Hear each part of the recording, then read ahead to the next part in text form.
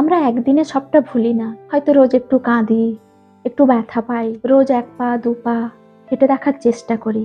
তারপরে একটা সুন্দর সকাল আসে, জানলা দিয়ে সকালের নরম রোদটা গায়ে এসে লাগে, আর ভুলতে চাওয়া সবটুকু বাষ্প হয়ে ওই রোদে মিশে যায়। কিছুটা সময় লাগে শুধু, আমরা সবটা ভুলে যেতে শিখে যাই। ফর্সা, তবে একটু বেশিই মোটা, বড্ড রোগা, মুখশ্রী ভালো, কিন্তু রংটা একটু বেশিই কালো। ছেলেরা বেঁটে হলে ঠিক মানায় না। একটা ছেলে বা একটা মেয়েকে বিচারের মানদণ্ড কি এরকম হওয়া উচিত? কেন কেউ এটা বলে না, মেয়েটা ভালো নাচ করে বা মেয়েটা ভালো ছবি আঁকে, ছেলেটা ভালো ক্রিকেট খেলে? বিচারের মাপকাঠি সবসময় রূপ কেন? গুণ কেন হতে পারে না? কেন গুণের পেছনে কেউ দৌড়তে পারে না?